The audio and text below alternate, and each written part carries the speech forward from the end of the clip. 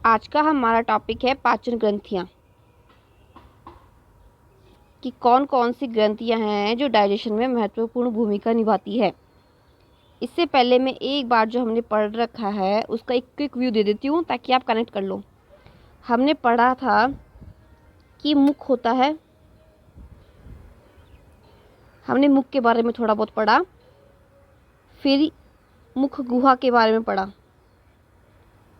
मुख गुहा के बारे में पढ़ा।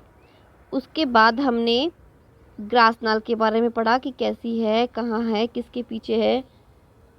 उसके बाद आमाशय पढ़ा, आमाशय की कितनी भित्तियाँ हैं, कितनी लेयर्स हैं, कितनी लेयर से मिलकर बनी है पूरी आहार नाल, वो भी हमने पढ़ ली।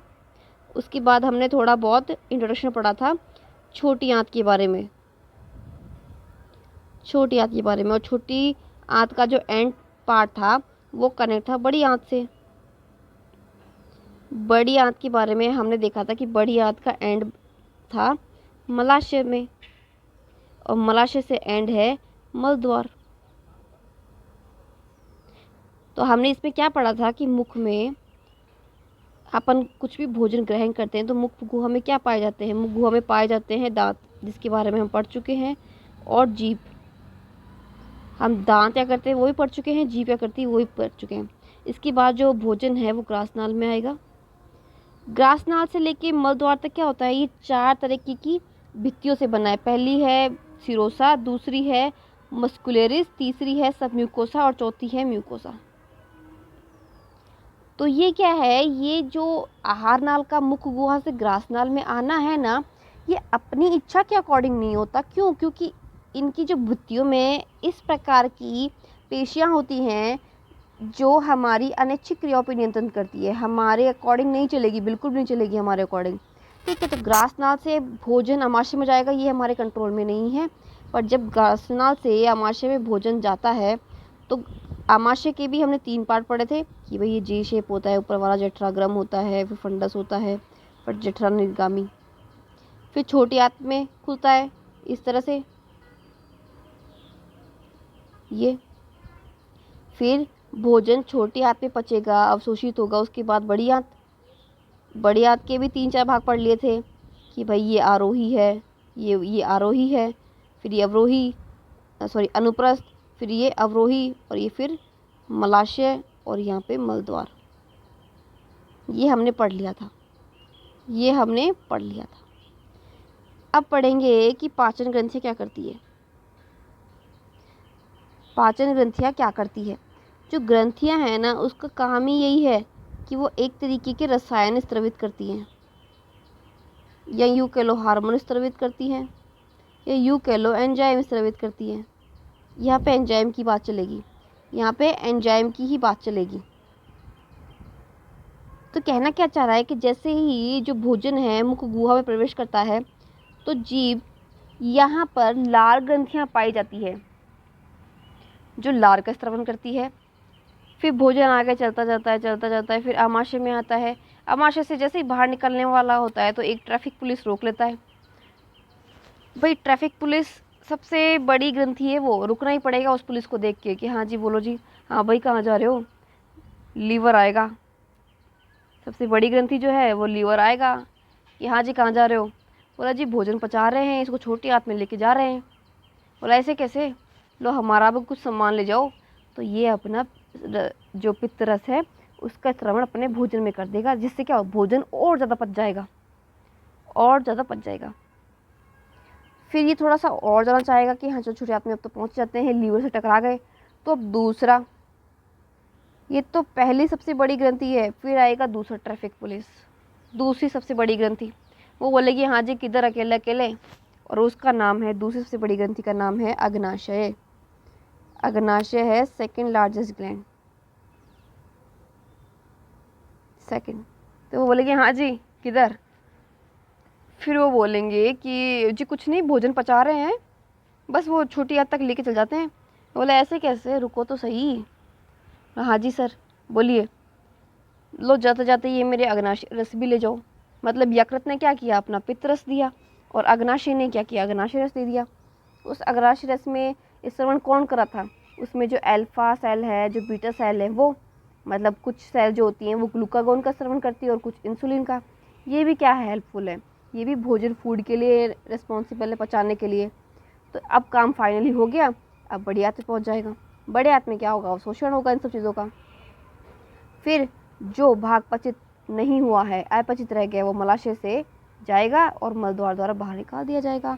तो ये पूरा कॉन्सेप्ट है, ये पाचन की क्रियाविधि है जो मैंने ब्रीफली आपको बस कनेक्ट करने के लिए बता दी, क्योंकि मैं ग्रंथियाँ पढ़ाने जा रही हूँ।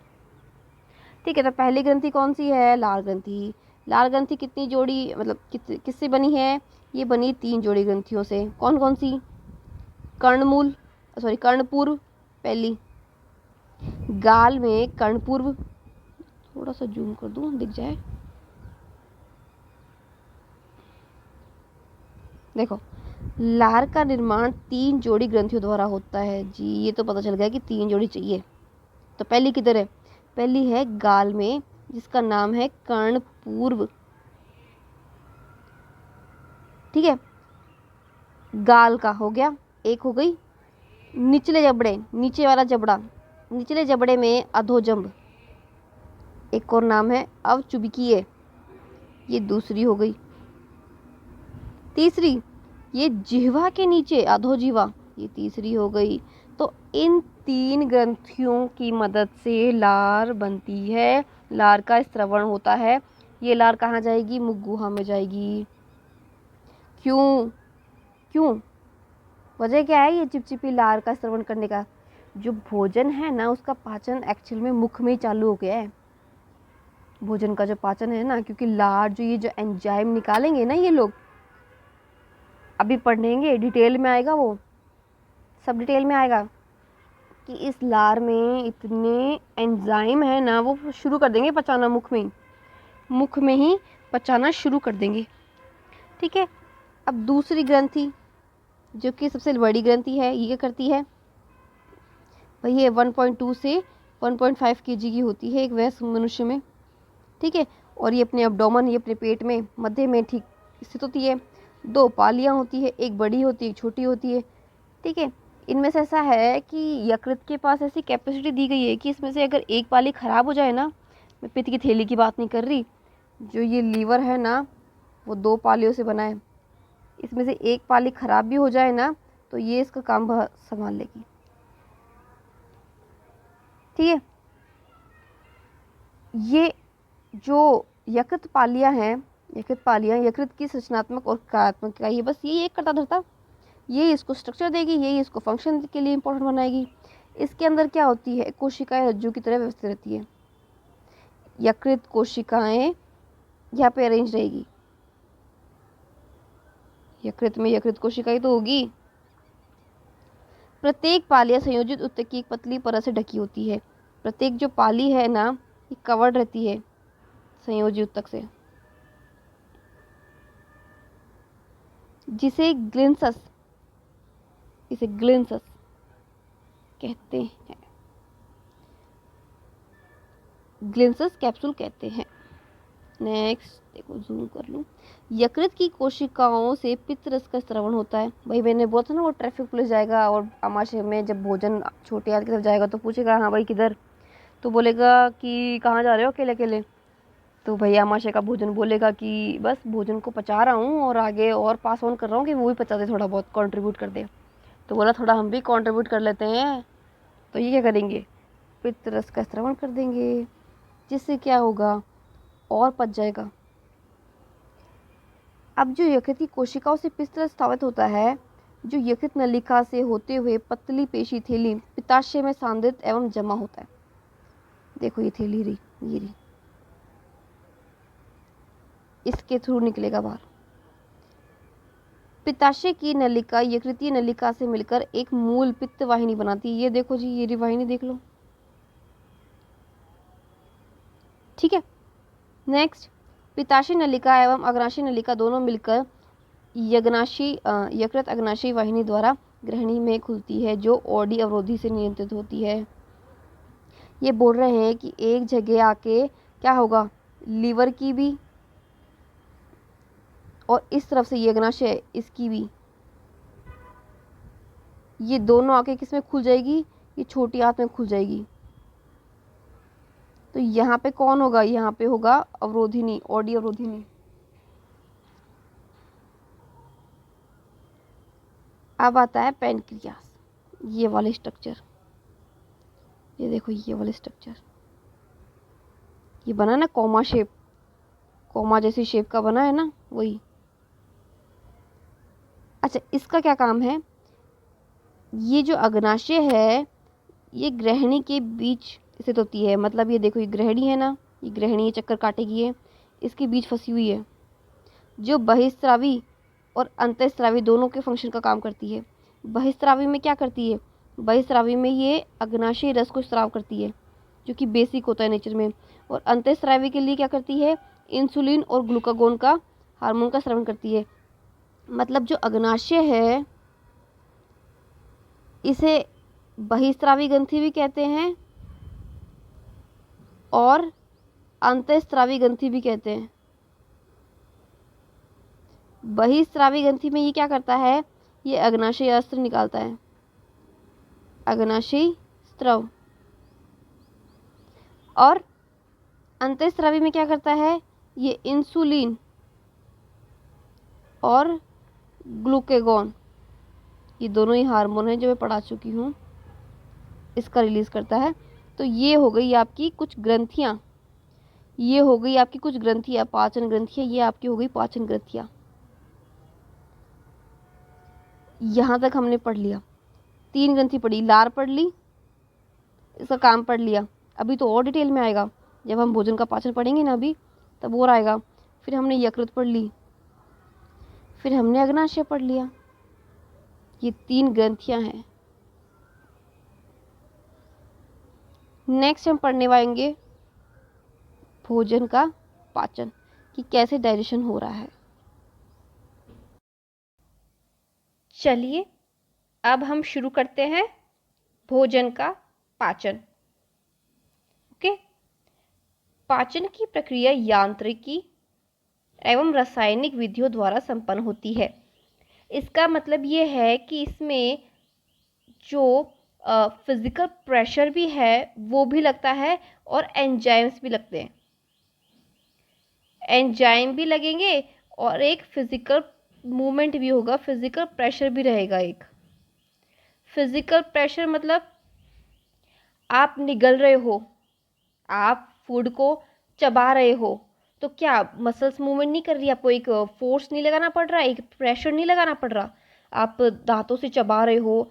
जो सॉफ्ट फूड होता है वो तो ईजिली च्युइंग किया जा सकता है, आप आराम से चबा लोगे। लेकिन यही कुछ हार्ड एंड कोर चीज़ खा रहे हो आप, ठीक है, तो उतने ही स्ट्रॉन्ग, जैसे गन्ना, कितना ज़्यादा मसल्स का आपके यहाँ पे कितना फोर्स लगाना पड़ रहा है उस चीज़ को खाने के लिए, ठीक है ना। तो फिजिकल प्रेशर भी लगता है। और अब वो खाने के बाद में अंदर जो अपनी लार है वो जो एंजाइम्स बना रही है, तो वो एंजाइम्स में है क्या, एक तरीके केमिकल इसी तो हैं। एंजाइम्स बने किस चीज़ से हैं, केमिकल्स ही तो हैं। मतलब मानती हूँ कि एंजाइम प्रोटीन से बने हैं, बट एंजाइम वो केमिकल ही तो है एक तरह का, जिसमें हाइड्रोजन मिलेगा, कार्बन मिलेगा, नाइट्रोजन मिलेगा, ऑक्सीजन मिलेगा, हाइड्रोकार्बन मिलेगा, एल्डिहाइड मिलेगा, कीटोन मिलेगा, ठीक है। तो क्या है कि जो पाचन की प्रक्रिया है वो यांत्रिकी और रासायनिक, ये दोनों द्वारा संपन्न होती है। इन दोनों का ही कॉन्ट्रीब्यूशन चाहिए। मुख गुहा के मुख्यतः 2 प्रकार है। मुख गुहा मतलब वो बक्कल कैविटी, मुंह जिस पे अपने दांत हैं, जीभ है। क्या है, भोजन का च्वरण, पहला क्या है, भोजन को चबाना। मुख गुहा का मैं मुख्यतः बता रही हूँ, कि वैसे तो और भी कोई काम हो सकता है, ठीक है, बहुत सारे काम आते हैं। मुंह बहुत सारी चीज़ों के लिए काम आते हैं, ठीक है, आप पानी भी पी रहे हो तो भी काम आ रहा है, बट यहाँ पे कुछ और बात चल रही है, यहाँ पे फूड के बेसिस पे चल रही है, ठीक है। भोजन का च्वरण मतलब भोजन को चबाने में और निगलने की प्रक्रिया। सामान्यतः मुख गुहा का ये 2 काम है। इन द केस ऑफ भोजन का पाचन, मतलब कैसे पाचन हो रहा है, उसमें ये 2 मुख्य भूमिका निभाता है मुख गुहा। लार की मदद से दांत और जीवा भोजन को अच्छी तरह चबाने एवं मिलाने का कार्य करती है। लार बिल्कुल आपके दांतों द्वारा जो भी खाना चबाया गया है उसको क्या करेगी, जो जीवा है उससे निकलने वाला जो लार है वो क्या उस भोजन को अच्छे से चबा के और एकदम मिला लेगा, गुच्छे जैसा बना लेगा। लार का श्लेष्म, मैंने क्या कहा था, लार, अभी ये जो श्लेष्म वर्ड है ना, अभी देखना ये आमाशय में भी आएगा। ठीक है, तो लार का जो श्लेष्म है भोजन के कणों को चिपकाने में उन्हें बोलस के रूप में रूपांतरित करने में मदद करता है। एक गुच्छा बना देंगे, ऐसा गुच्छा जो इजीली निकला जाए। ठीक है, आराम से इस ग्रासनाल में आ जाए। ठीक है, इसके उपरांत निकलने की क्रिया द्वारा बोलस ग्रसनी में ग्रसनासिका से चला जाता है। ग्रसनी से, ग्रसनी यहाँ पे ये जोन है ग्रसनी, फिर आ जाएगा ग्रसिका, ग्रासनाल। बोलस पेशीय संकुचन के क्रमानुकंचन, ये पेरिस्टालिसिस मूवमेंट द्वारा आगे की ओर बढ़ता है। मतलब कि ये आपकी क्या है, ये आपकी ग्रसिका है। अभी ये बोल रहे हैं कि एक मूवमेंट होता है जिसे पेरिस्टालिसिस मूवमेंट कहते हैं, हिंदी में से बोलते हैं क्रमानुकंचन। इसमें क्या होता है, जो फूड आया है ना, ये जो फूड आया है, अब ये क्या है, फूड नीचे की ओर मूवमेंट करवाना है, फूड को नीचे की ओर मूवमेंट करवाना है। इसके लिए क्या होता है कि ये जो वॉल है ना, इस ग्रसिका की जो दीवारें हैं ना, ये जो दीवारें हैं, ये देखो, ये दीवारें जो बना रखी है ना मैंने, ये लाइन सी, ये दीवार है किसकी, ग्रसिका की, ग्रासनाल की। मैं लिख ही देती हूँ,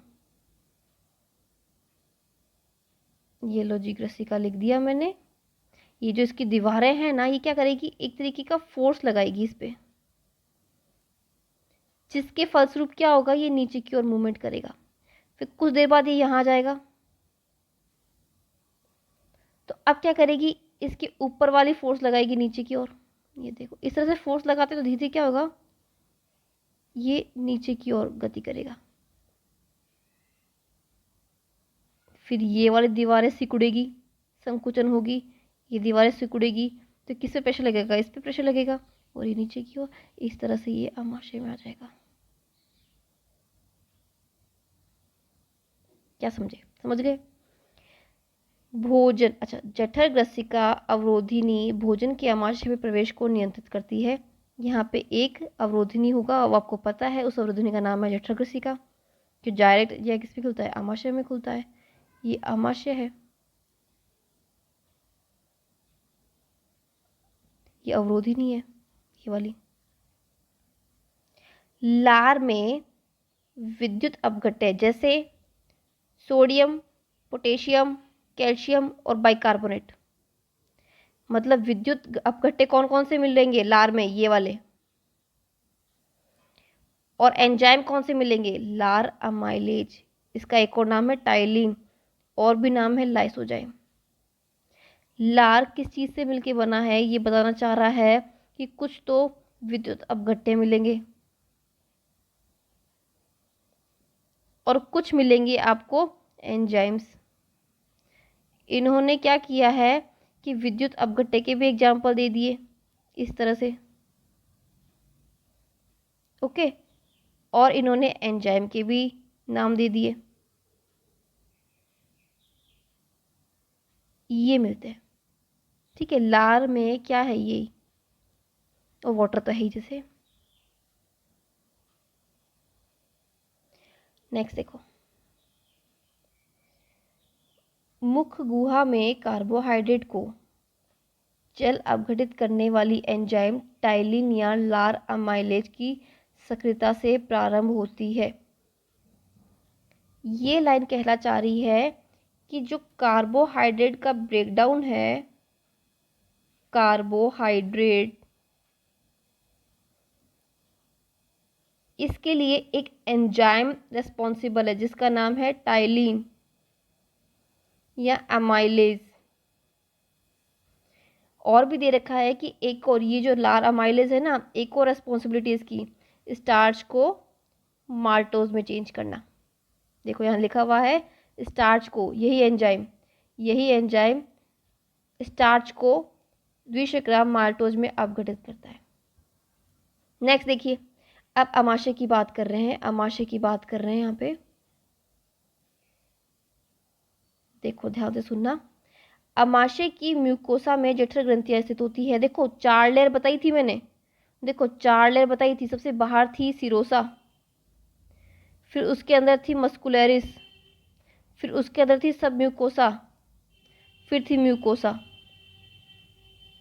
सबसे बाहर ये थी, फिर उससे अंदर, फिर इससे अंदर, और सबसे अंदर ये थी।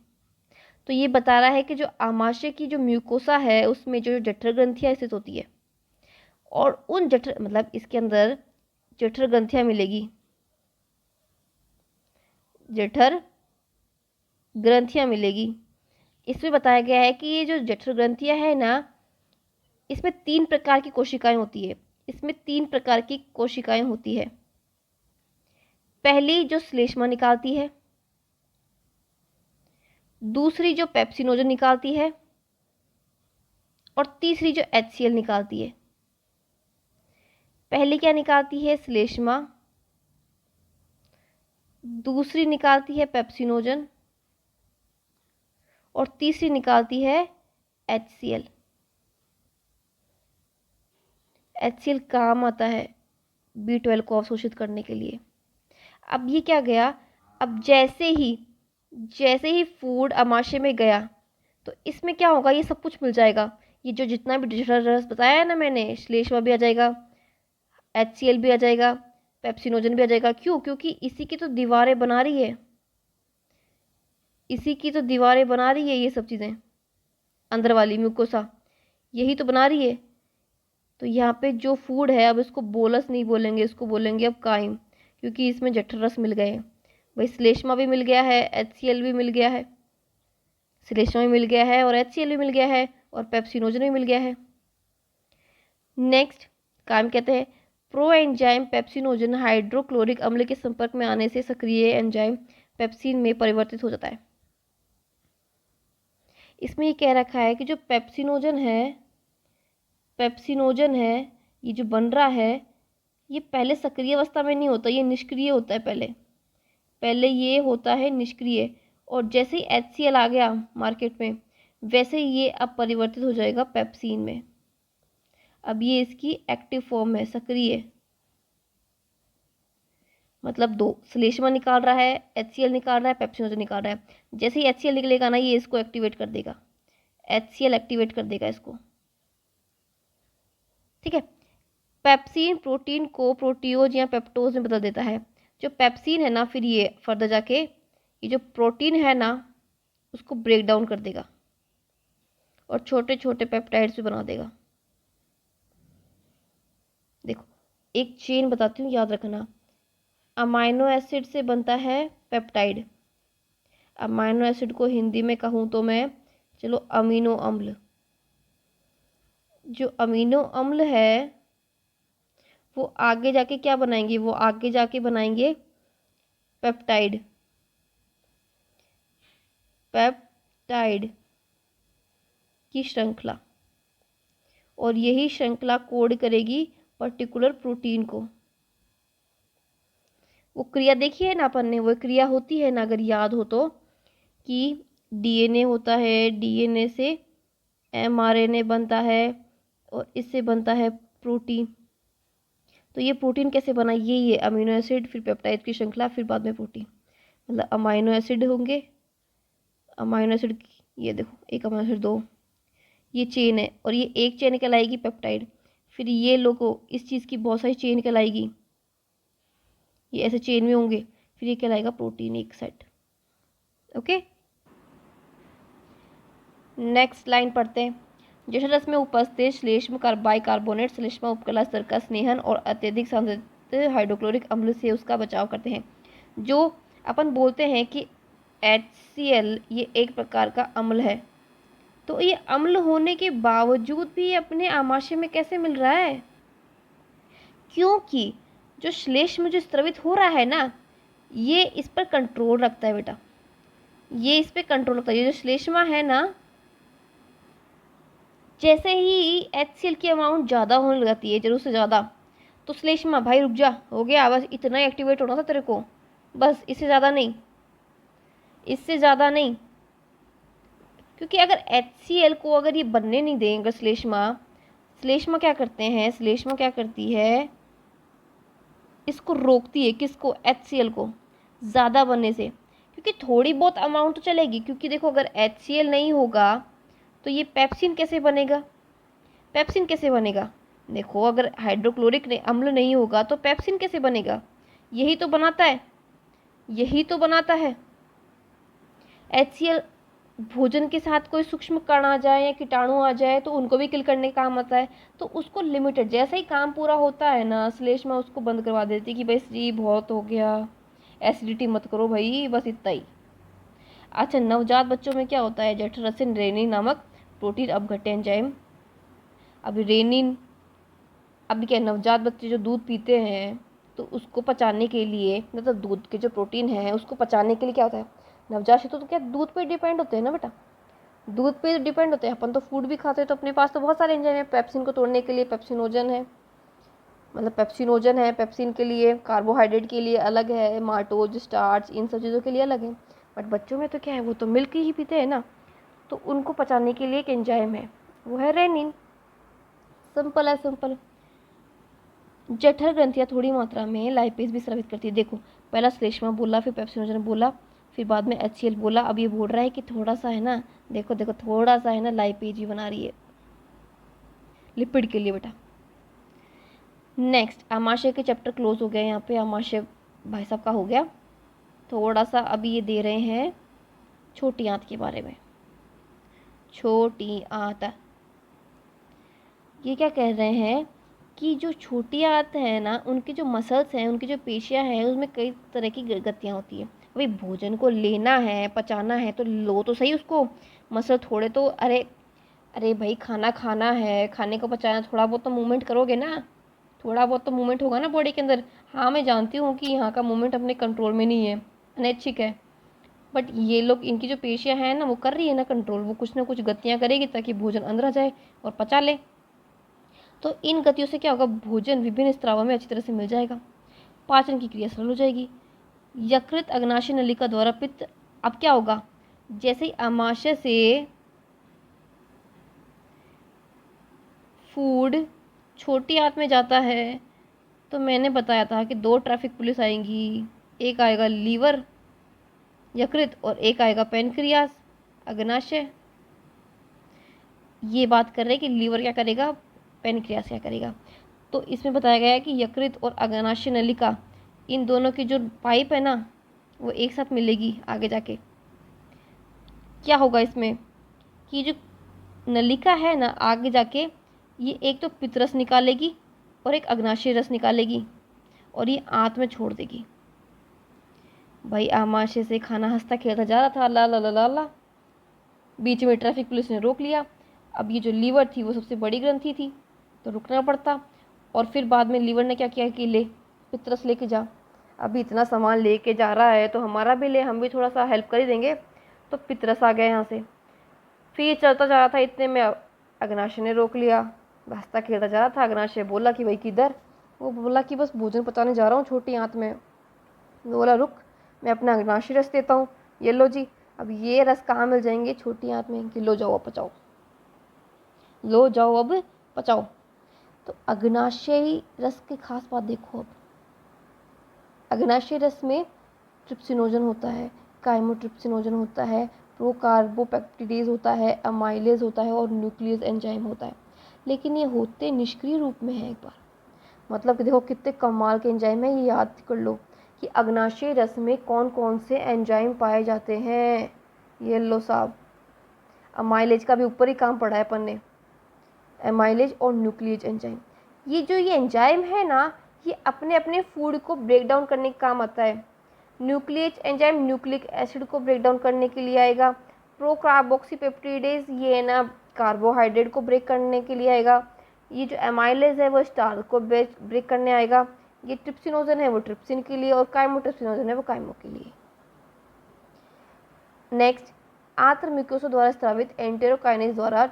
अच्छा, मैंने क्या बताया था, सबसे अंदर वाली लेयर देखो इधर लिखी थी, सबसे बाहर फर्स्ट, सेकंड, थर्ड, फोर्थ। सबसे अंदर वाली लेयर है म्यूकोसा। म्यूकोसा क्या करती है, म्यूकोसा एक तरीके का एंजाइम सिक्रीट करती है। एंजाइम सिक्रीट करने से क्या होगा, ये जितने भी लिखे हैं ना मेरे नाम, इनमें से ये एक्टिवेट मैंने क्या बोला, ये निष्क्रिय अवस्था में। अगर ये बेटा सबके सभी काम करेंगे, इतनी तादाद में एंजाइम संभाल नहीं पाएगा ना अपना छोटा सा, ठीक है ना। तो क्या है, वन बाय वन जैसे जैसे इनका काम आता है ना, वैसे वैसे एक्टिवेट होते हैं। तो सबसे पहले काम करवाना है ट्रिप्सिन से। ट्रिप्सिन से काम करवाना है तो क्या होगा, ये एंटेरोकाइनेज सिक्रीट जैसे ही होगा वैसे ट्रिप्सिन एक्टिवेट हो जाएगा, ठीक है।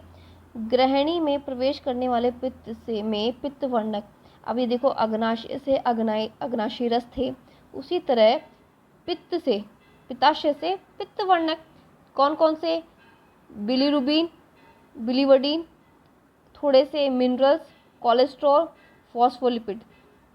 एंजाइम का नाम लिया ही नहीं है मैंने यहाँ पे मैंने रस, मिनरल, इन्हीं का नाम लिया है। फॉस्फोलिपिड, पता है फॉस्फोलिपिड कहाँ आती है, जो अपनी प्लाज्मा मेम्ब्रेन होती है ना, वो फॉस्फोलिपिड की तो ये है।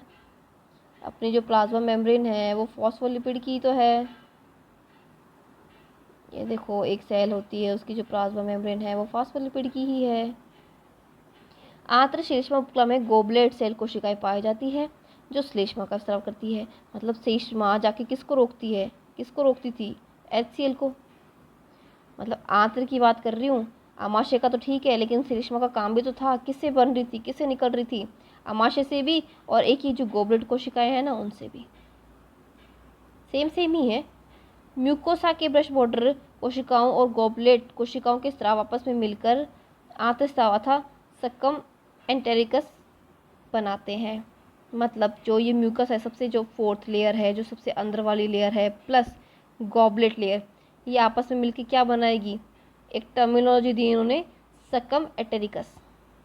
ये दोनों मिलकर एक तरह का स्राव करेगी, ठीक है। इस रस में कई तरह के एंजाइम होते हैं। ये जब दोनों मिल जाती है ना, ये कोशिका और ये कोशिका, तो ये कई चीज़ों का स्राव करती है, जैसे ग्लाइकोसिडेज, डाइपेप्टिडेज, एस्टरेज, न्यूक्लियोसाइडेज। ये भी क्या हैं, ग्लाइकोजन को पचाने के, ठीक है, पेप्टाइड्स को पचाने के लिए, न्यूक्लियोटाइड्स को पचाने के लिए, ठीक है। म्यूकस अग्नाशय के बाइकार्बोनेट के साथ मिलकर आंत्र म्यूकोसा की अम्ल में दुष्प्रभाव से रक्षा करते हैं। म्यूकस क्या होता है, देखो म्यूकस क्या होता है, HCl को तो रोक के दिखा ही रहा था, और किसको रोकेगा, बाइकार्बोनेट को। क्योंकि अगर ये ज़्यादा हो जाएंगे, ये ज़्यादा हो जाएंगे तो दुष्प्रभाव पड़ेगा। अम्ल इतने ज़्यादा अच्छे नहीं होते, दैट्स वाई इनको कौन रोकेगा, म्यूकस। देख रहे हो म्यूकस, ये श्लेष्मा, ये क्या काम आ रहे हैं। ये देखो कुछ चार्ट हैं, कुछ रिएक्शंस हैं जो आपको याद करनी ही है, और बहुत इजी है, बहुत ही इजी है। अच्छा, एंजाइम की सक्रियता के लिए आवश्यक है क्षारीय माध्यम, इतना आपको pH चाहिए, ठीक है। अब मैं कुछ रिएक्शन दिखा रही हूँ, ये सारी की सारी पढ़नी है, और इसको रटने की ज़रूरत नहीं है बिल्कुल भी, ये याद ही हो जाएगी, ये याद ही हो जाएगी। प्रोटीन, पेप्टोन और प्रोटियोज को तोड़ने के लिए क्या चाहिए, डाइपेप्टाइड। पॉलीसेकेराइड को तोड़ने के लिए डाइसेकेराइड में क्या चाहिए, अमाइलेज। ये सिंपल है, सिंपल ही है एकदम, इसमें कुछ भी समझाने का नहीं है, ये एकदम सही है। लाइपेज एंजाइम स्रावित कर रही थी ना अपनी एक ग्लैंड, तो वसा को डाइग्लिसराइड में चेंज करने के लिए, ये क्या है, ये कंपाउंड मॉलिक्यूल है, मतलब ये बड़े मॉलिक्यूल है, इनको ब्रेक डाउन किया जा रहा है, इसको छोटा बना दिया, फिर और तोड़ देंगे, इसको और छोटा बना दिया। ये बड़ा स्टार्च का कंपाउंड है, तो इतना तो फंक्शन में आएगा नहीं ना, खाने के साथ चलो स्टार्च आ गया, तो इतना तो पचा नहीं पाएगा ना, इसको तोड़ना पड़ेगा। कौन तोड़ेगा, अमाइलेज, अमाइलेज तोड़ देगा छोटे छोटे मॉलिक्यूल्स में। ये लो, न्यूक्लिक अम्ल को पचाने के लिए ये देखो न्यूक्लियस, भाई न्यूक्लिक अम्ल से न्यूक्लियोटाइड बनेंगे, न्यूक्लियोटाइड से न्यूक्लियोसाइड बनेंगे। नेक्स्ट नेक्स्ट देखो, डाइपेप्टाइड अमीनो अम्ल में, ठीक है। देखो अमीनो अम्ल, देखो ये बड़ा मॉलिक्यूल है और ये छोटे छोटे मॉलिक्यूल्स हैं। अमीनो अम्ल क्या बनाएंगे, पेप्टाइड्स बनाएंगे, पेप्टाइड्स आगे जाके प्रोटीन बनाएंगे। अच्छा, माल्टोज बड़ा कंपाउंड है, इसको तोड़ने के लिए माल्टेज चाहिए। लैक्टोज बड़ा कंपाउंड है, इसको तोड़ने के लिए ग्लूकोज और गैक्टोज में क्या चाहिए, लैक्टेज। सुक्रोज को तोड़ने के लिए सुक्रेज चाहिए, जो ग्लूकोज और फ्रक्टोज बना देगा। न्यूक्लियोटाइड्स, इनको तोड़ने के लिए न्यूक्लियोसाइड्स बनेगा, फिर न्यूक्लियोसाइड से क्या बनेगा, शर्करा और क्षारक। अच्छा, जिसने डीएनए पढ़ा है उसको तो शायद ये समझ में आ गया होगा, चलो मैं मान लूँगी एक बार को कि ये चीज़ आपको समझ में नहीं आई है, बट ये तो समझ में आ ही जाएगा, डीएनए की कंपोजिशन किससे हुई है, डीएनए किससे बनता है, डीऑक्सी न्यूक्लियोटाइड, ये डीऑक्सी राइबोज न्यूक्लियोटाइड ये किससे बनता है? शुगर होती है एक, ठीक है, बेस होता है, और क्या होता है? फॉस्फेट होता है। इसी से तो मिलके बना है कौन? डीएनए। भाई शुगर की बैकबोन होती है, भाई शुगर होता है उसकी बैकबोन होती है, यहाँ पे फॉस्फेट होता है और यहाँ पे बेस होते हैं। ये बॉन्ड बना के देखा है कभी? डीएनए को देखा है बॉन्ड बनाते हैं, हाइड्रोजन बॉन्ड। तो यहाँ पे क्या शुगर है, यहाँ पे फॉस्फेट है और ये पे नाइट्रोजन बेस रहेंगे, adenine, guanine, cytosine, thymine. Clear? ठीक है। तो ये जब पूरे होते हैं इसे बोलते हैं न्यूक्लियोटाइड। इसमें से एक चीज़ रिमूव कर दूँ तो ये न्यूक्लियोसाइड, और भी रिमूव कर दूँ तो ये अलग अलग हो जाएंगे। अच्छा, डाई व मोनोग्लिसराइड, ये इनको फैटी एसिड में, ग्लिसरॉल में बदलने के लिए क्या चाहिए? लाइपेज चाहिए। तो ये हो गई आपकी कुछ रिएक्शंस, ये आपकी कुछ हो गई रिएक्शंस। देखो रिएक्शन, देखो ये सब पढ़नी है, मतलब ये 3-4 बार पढ़ोगे, अपने आप कनेक्ट करोगे तो ये आएगी ही, मतलब ये तो ईजी ही है, क्योंकि ये थोड़ा बहुत हमें पता है इसके बारे में, तो ज़्यादा टाइम नहीं लगेगा पढ़ने में, ज़्यादा टाइम नहीं लगेगा। इनकी टर्मिनोलॉजी पढ़ो। देखो डाई को मोनो में, मतलब कॉम्प्लेक्स फॉर्म को सिंपलेस्ट फॉर्म में चेंज किया जा रहा है। भाई जो कॉम्प्लेक्स फॉर्म भोजन के साथ आ रही है तो क्या ऐसी की ऐसी थोड़ी ना चल जाएगी, आगे ब्रेक डाउन हो के जाएगी ना। अभी प्रोटीन जो है वो एसिड थोड़ा चल जाएगा, वो पेप्टाइड्स में जाएगा, फिर पेप्टाइड्स आगे अमीनो एसिड में चेंज हो गए हैं। देखो आधी चीज़ तो यही याद करवा दी, ये याद करवा दिया, ये याद करवा दिया, ये याद करवा दिया, ठीक है। और ये एंजाइम देखो इनके नाम के अकॉर्डिंग ही है। आपको क्या प्रोडक्ट याद करने हैं? ग्लूकोज सब में कॉमन है और ये अलग है, बस, ठीक है ना। कुछ कॉमन टर्म्स तो याद करनी ही होगी, कि जैसे प्रोटीन है उसको तोड़ोगे तो फिर बनेगा पेप्टाइड, पेप्टाइड को तोड़ोगे तो बनेगा अमीनो अम्ल। इसी तरह डीएनए है, न्यूक्लियोटाइड है, न्यूक्लियोटाइड को तोड़ोगे तो न्यूक्लियोसाइड बनेंगे, न्यूक्लियोसाइड को तोड़ोगे तो शर्करा, और ये बन जाएगा। सिंपल। अब नेक्स्ट पार्ट आ जाता है कि जो बड़ी आंत है उसमें खाने का जो पाचन है ना, उसकी बजाय अवशोषण का काम ज़्यादा होता है। मतलब जल का, खनिज का और औषध का अवशोषण होता है। श्लेष्म का स्राव जो अपचित उत्सर्जित पदार्थ कणों को चिपकाने और स्नेहन होने के कारण उनका बाह्य निकास आसानी से बनाता है। मतलब जो बड़ी आंत में नोटिस किया गया है कि पाचन नहीं होता, पाचन नहीं होता, पाचन आमाशय में हो गया है, पाचन छोटी आंत में हो गया है। अब अवशोषण का टाइम आ गया उस चीज़ के, और अगर जो भी अवशोषित नहीं हुआ है उसको मल द्वारा बाहर त्याग किया जाता है, उसको मल द्वारा बाहर त्याग कर दिया जाता है। अब जो ये पैराग्राफ है, कि ये जो पैराग्राफ है कि जो इतनी मैकेनिज्म हो रही है पाचन की, यहाँ से यहाँ आया, यहाँ से यहाँ आया, यहाँ से पितरस आया, यहाँ से अग्नायस शेरस आया, ये चीज़ मिली, यहाँ पे इस चीज़ का पाचन हुआ, ये वाले एंजाइम इस तरह से स्टार्ट हुए। ये कौन नियंत्रित कर रहा है? ये कर रहा है तंत्रिके तंत्रिका तंत्र। अपना जो सीएनएस है, सेंट्रल नर्वस सिस्टम, यही कंट्रोल कर रहा है। क्योंकि जितनी भी मसल्स है ना इनकी दीवारों पर, आहार नाल की जो दीवार है उस पर जितनी भी मसल्स है ना, जितनी भी पेशियां हैं, वो अनैच्छिक हैं, अपने कंट्रोल में तो है ही नहीं। और जो चीज़ अपने कंट्रोल में नहीं है वो दिमाग के कंट्रोल में होती है। वैसे दिमाग के कंट्रोल में हर चीज़ होती है।